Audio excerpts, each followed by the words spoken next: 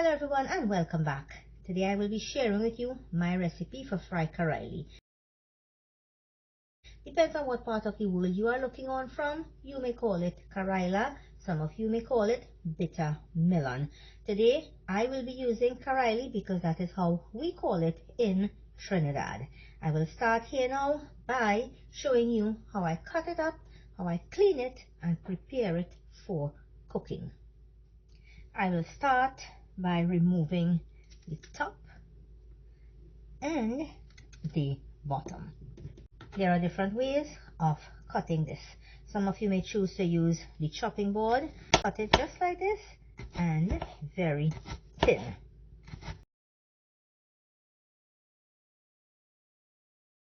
I ran into some seeds here, so I will just remove them just like this. The other way, you can just cut it down the middle like this. Open it out because we need to get those seeds and that fleshy part out. Scoop it out with a spoon just like this.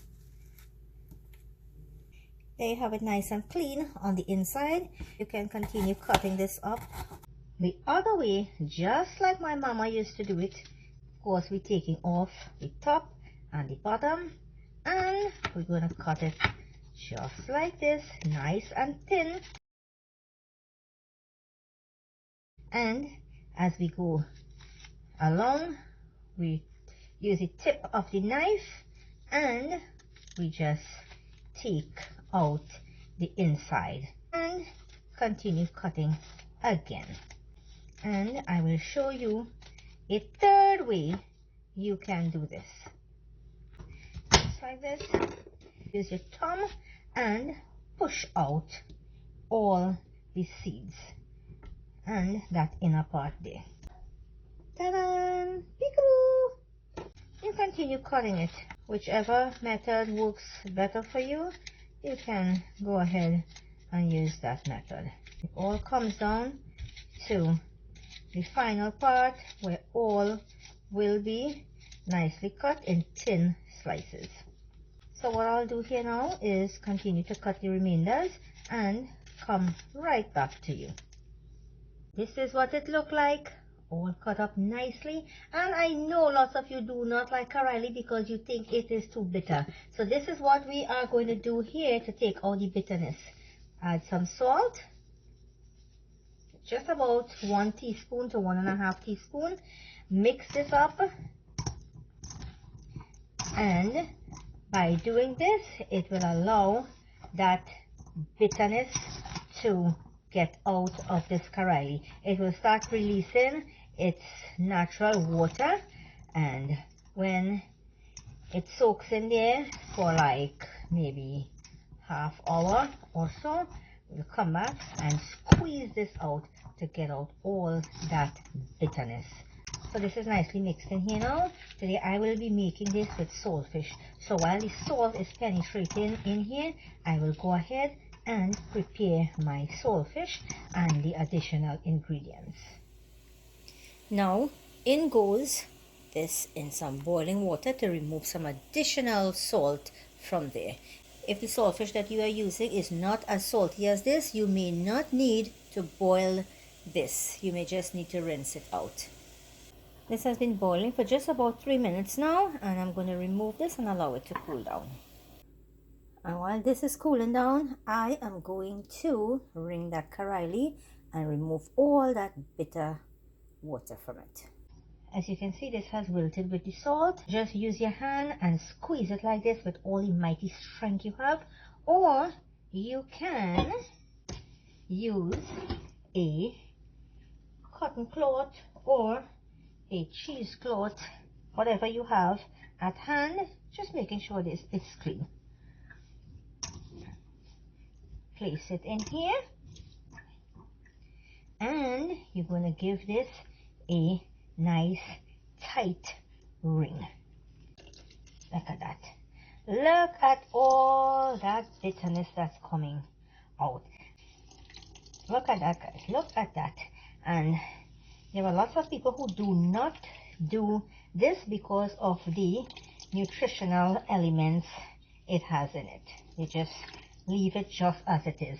And for those of you who do not know, this is very good for anyone who has high sugar level. It reduces your sugar level a lot. So maybe you can consider trying this. I've managed to wring out all, and look at how much water I was able to squeeze out of that. And this is what it looks like. Okay. Nice and dry. And if you have nice sunshine wherever you live, you can allow this to dry in the sun for like 2 to 3 hours. It will be even drier than this, but unfortunately it is late in the evening and I do not have any sun, so I'm going ahead and cook this just as it is and pretend it is winter time. There is no sunshine to dry this out. So I went ahead and shredded my saltfish, and must I say I did give that a second rinse after boiling it. I have here my onion, chopped up garlic, a little fine thyme here. We do not want to overpower this with anything. My pimento, hot pepper, and some chopped up tomatoes. Let's start cooking now. Now into my pot, I'm going in with some vegetable oil. You can use any oil of your choice. Oil is nice and hot there now. First thing I'm going to put in there is the saltfish. Allow this to cook for just like 1 minute or so. Now in goes onion, garlic, and pepper. And allow this to cook until it is nice and brown, or until the onion gets translucent. Now the onion is nice and translucent. The saltfish is nice and light brown. We do not want to overcook this, or else the saltfish will be too hard, and of course if you have false teeth, you do not want that to damage. In goes the Karailee. Give this a nice turn up.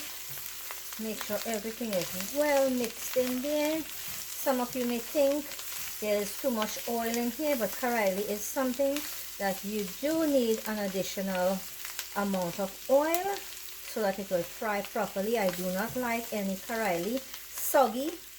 I like it nice and crispy and whole. When I say whole, I mean you can see the pieces in a circle. I'm going to allow this to cook on medium heat, uncovered. I'm not going to cover this. In goes the fine thyme and that hot pepper. I'm turning this after like 3 minutes. And as you can see, to the bottom, it's already started getting nice and crisp. You do not need to turn this regularly, but you just need to monitor the heat. Turn it after another 3 to 4 minutes because I like my Karailee nice and crispy. I do not like it soggy. Everybody has their preference. Just remember that. Turn this after another 3 minutes. This is how you turn it. Bring the bottom to the top. If you want to get that nice dry, crunchy effect, that's how you turn this. Now I'm going to add the tomato, however you would pronounce it. And this is what it looks like, exactly how I want it. Nice and dry. It's not too crispy, but it's not green and soggy. I'm going to remove the fine thyme strings from here now. And I know there would be someone out there who would say they could never get their Karailee like this. So if you are one of them and you have a hard time getting it like this, I would strongly recommend that you follow this recipe step by step using a non-stick pot. No long ago you would do this so that all the oil will drain out. Here it is, right in front of your eye. No excess oil, nice and dry. And there you have it, my finished Karailee with saltfish. If you like this video, give me that nice big thumbs up. Leave me a comment at the bottom. Do you like it with roti or do you like it with dal and rice? Remember to like, share, and if you have not subscribed to my channel as yet, I do appreciate it if you will consider subscribing. So thank you for watching and see you in my next video. Bye. Love you.